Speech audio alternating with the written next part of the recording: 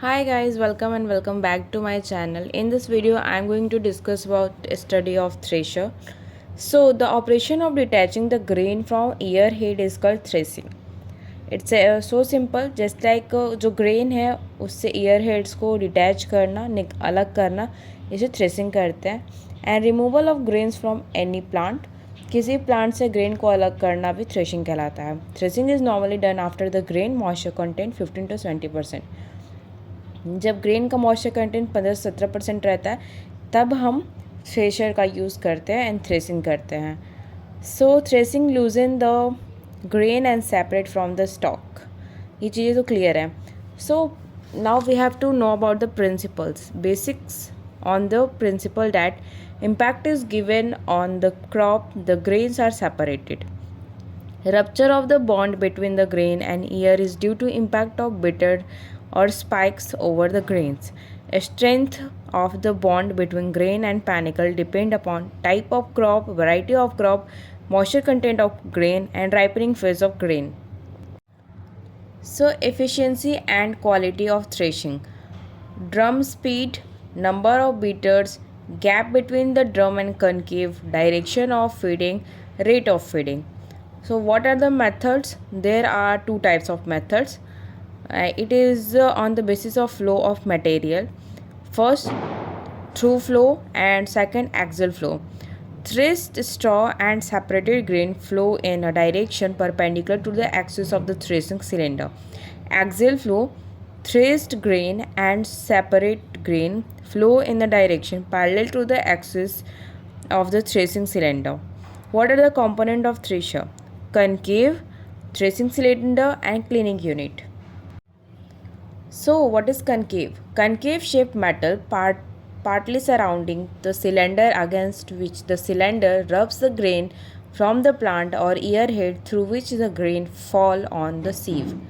What is the threshing cylinder? It is the most important component of thresher balanced rotating assembly comprising rasp beaters, bar or spikes on its periphery and their support for threshing the crop. So there are 5 and 6 parts of the threshing cylinder. They are peg tooth, wire loop, rasp bar, angle bar and hammer mill. Now we will talk about the peg tooth. The teeth on the concave and cylinder are so arranged that the cylinder teeth passed midway between the staggered teeth on the concave. The clearance between the cylinder and concave is adjusted accordingly to the requirement. Second is wire loop. Cylinder is studied with number of wire loop through its outer periphery, that is mostly used in paddy thresher. Rasp bar cylinder, it has corrugated bars round it. Threshing is accomplished between corrugated cylinder bar and stationary bar of the concave portion. Rotating cylinder takes the grain out from the head as it is drawn over the bath. On the concave unit, usually 6 to 8 bars are spirally fixed on the cylinder. Angle bar. Cylinder is equipped with angle iron bar helically fitted on the cylinder. The bars have rubber pad on their faces. Hammer mill. Beaters are in the shape of hammer mill. Beaters are attached with the beater's arm. Cleaning unit.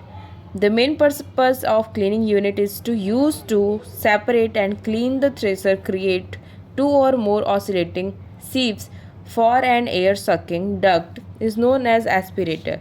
So there are two types of duct, which is primary duct and secondary duct. So let's know about the primary duct. Primary duct helps to remove the major portion of straw, dust and other foreign matter. Secondary duct used for the finer cleaning of the grain. Threshing efficiency. The threshed grain receive from all the outlet with respect to total grain input expressed as a percentage by mass means threshed efficiency equals to 100 minus percentage of threshed grain. So factors affecting the threshing efficiency is peripheral speed of cylinder and types of the crop, and next is moisture content of crop and seed rate of crop. So guys, this is all about the thresher. Now in this video I am going to share about the winnowers. So let's get started. What is winnower and why we need to talk about and study about winnowing? So, wind winnowing is an agriculture method developed by ancient culture for separating grains from chaff. It helps to remove weevils and other pests from the stored grains. Threshing husk is the separation of grain or seed from husk and straw is the step in the chaff removal process that comes before winnowing, which already we studied.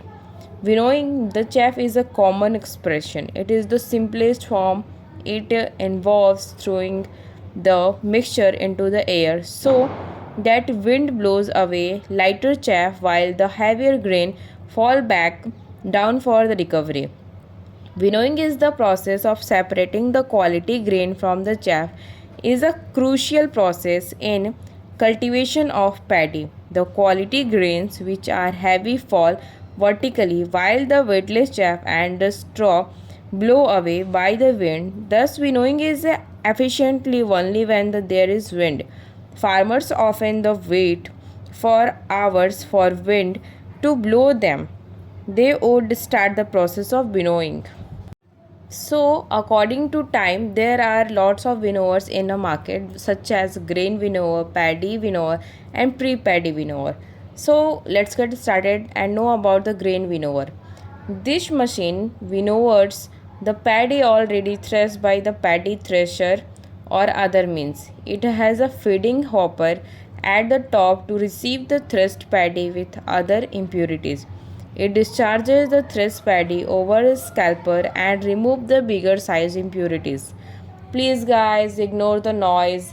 I can't control them because I am a hostler and when I am in my room it's impossible to control them. So you can understand, I hope. It has a feeding hopper at the top to receive the threshed paddy with other impurities. It discharges the threshed paddy over a scalper and remove the bigger size impurity.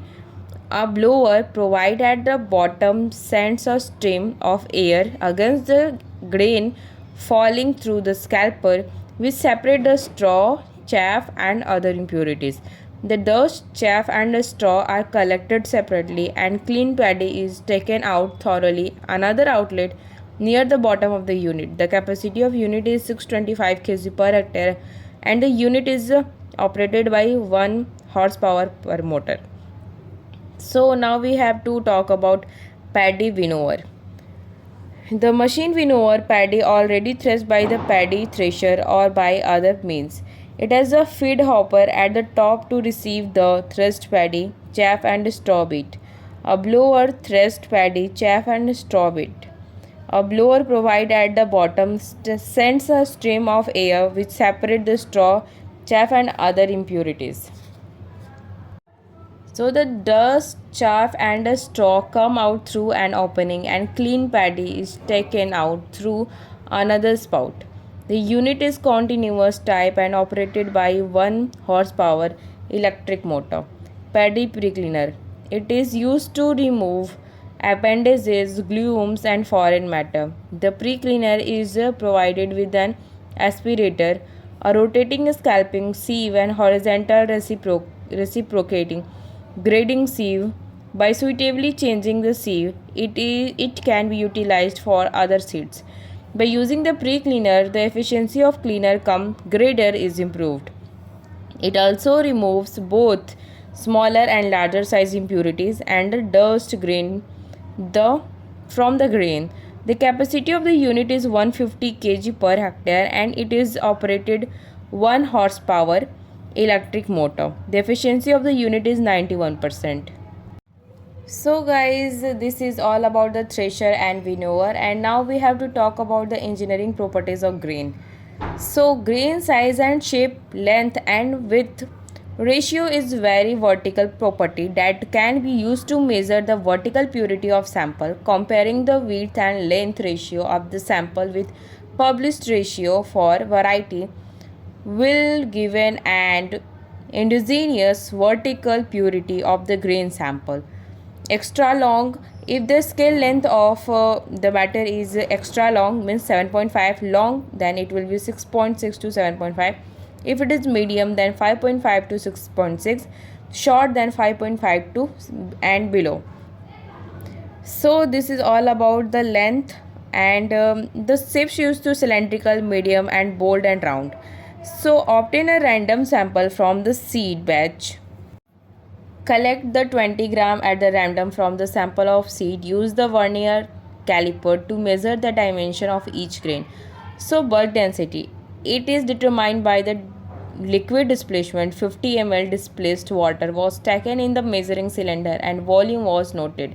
50 gram seeds were weight accurated and transferred to the cylinder. Increase in volume of water was recorded to calculate the bulk density and expressed as gram per centimeter. So what is the swelling capacity? Seed weighing 10 gram were counted and their volume was noted and soaked overnight. The volume of soaked seed were noticed in the graduate cylinder. So what is the swelling capacity? Swelling capacity is a formula in which increased volume divided by weight of seed into 100, and swelling capacity per seed is volume after the soaking minus volume before the soaking divided by number of seeds. So now we have to talk about the swelling index. Swelling index equals to swelling capacity per seed by the seed volume.